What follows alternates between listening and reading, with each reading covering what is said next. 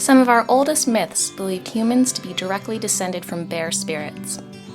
On the west coast of North America, this belief has persisted in many Native American cultures, with the bear symbolizing vitality, courage, power, and protection.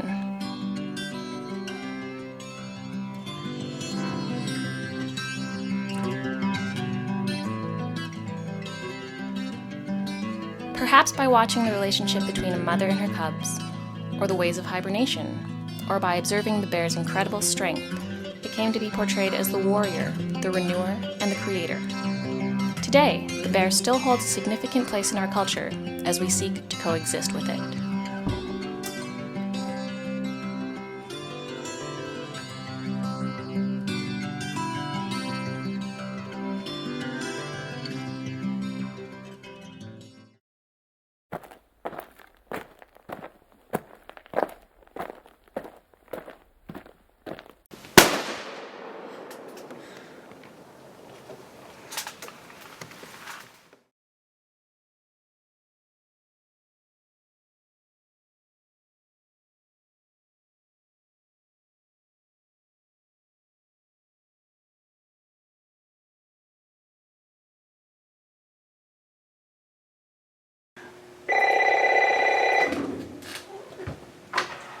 Bamfield Coast Guard Station, Dennis speaking. You got a bear in your yard? Well, you should maybe bang some pots or throw some rocks, or if you're not good with that, just go inside and we'll give the conservation officer a call. Jeff Sykes, you on here? It's Dennis at the Coast Guard.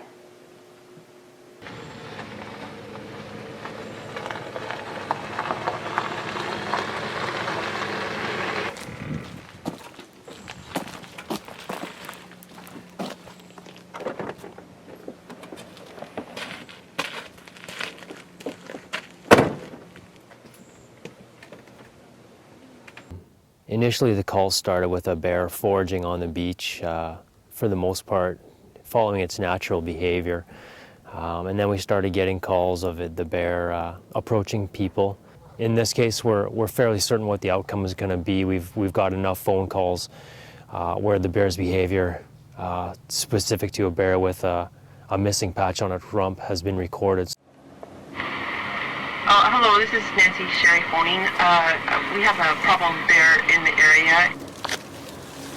So I went outside and I thought I would do some weed eating. So I got out my weed eater and I went around and pretty soon some tourists say, "Hey, there's a bear!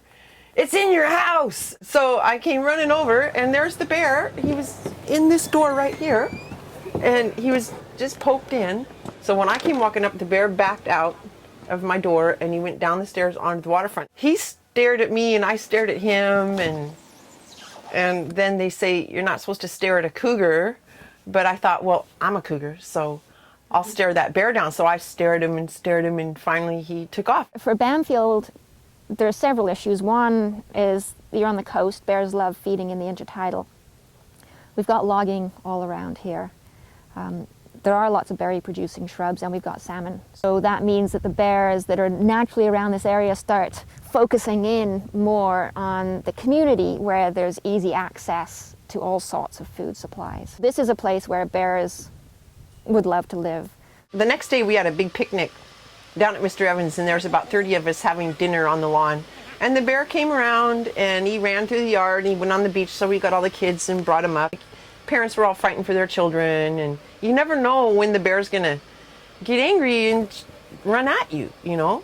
So we were all sitting there, and here comes the bear back up the beach onto the lawn, and he goes onto Chuck's porch, and he's on Chuck's porch, and he rears up and starts pushing on Chuck's window. Last night there was a bit of a party here, I don't know, 20 or 30 people, and a great big black bear was wandering around Chuck's porch, occasionally make a run to the beach, come back, and it wasn't bothering anybody. It was very nice to see him, actually. Zola's mom was having dinner at her friend's house, and they had a cannon, and the bear was right outside their house, and they shot off the cannon, and the bear didn't even move. Yeah, so it's not scared of anything. And I hear something on the porch.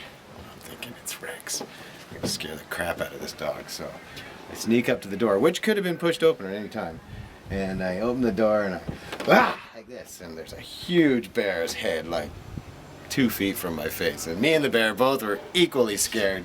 He jumped back, I jumped back, and he ran down. And then he ran down the boardwalk. If it gets on the boardwalk, it'll run from the people, but there's people coming in both directions. And all of a sudden, another bear walked straight toward us down the boardwalk and up the trail we were supposed to go to get to her house. He was a bit of a nuisance. He was running around here, which didn't bother anybody.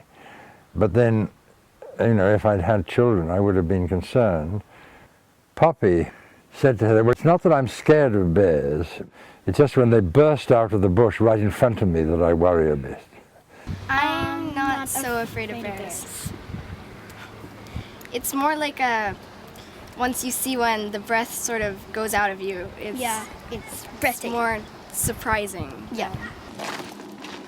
We know that bears are going to be moving through. That's what bears do. They naturally come through. The key is to get them to just want to move on and not want to spend time here. That's the difficulty. Black bears they're incredibly adaptable. They're very smart. They learn very quickly. So they're generalists and opportunists. So they'll take advantage of any situation that's going to provide them with more food. As soon as they associate people with food, they're such an intelligent animal. They'll continue to associate people with food, and then after they've been fed once, they'll continue to approach people, hoping for the same outcome. What are the options, okay? That's what I'm saying. What are the options here? Can they tranquilize it and put it in a cage and take it somewhere else? That'd be awesome, but they're not going to do that. I'd much rather relocate animals, but I know that in this situation, this bear is going to seek people out again. Whose life do you try to save, the bears or the humans?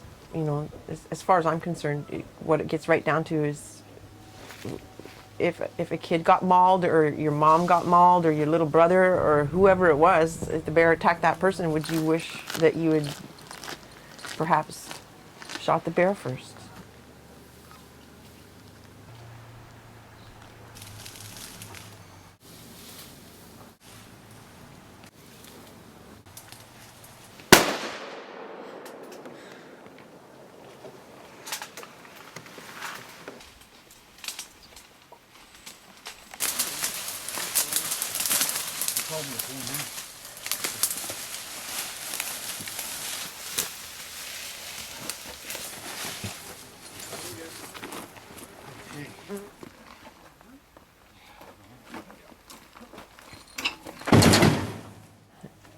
The bear was innocent. He was doing what he does. He was being an animal. It's our responsibility to coexist with bears. They don't have a choice. I think that you need to take action with people to stop ever getting to the point where the bears are behaving in a way that you don't want them to behave. I walked into the bushes 3 times close to his location to assess his behavior, and in the end I got within 10 feet and I decided this was the right bear, and his behavior was such that he wasn't scared of humans at all, and out in broad daylight. So I decided he had to be put down. So it's the worst part of my job, having to put an animal down. For the most part, it's not the bear's fault at all. They're just doing what bears do. And yeah, it's a shame.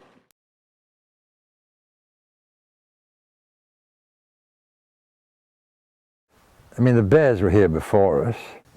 It should be a symbiotic relationship, and sometimes it isn't. Most of the time it is. The planet without bears would be a lesser place, as far as I'm concerned. Not sure I could say the same about humans.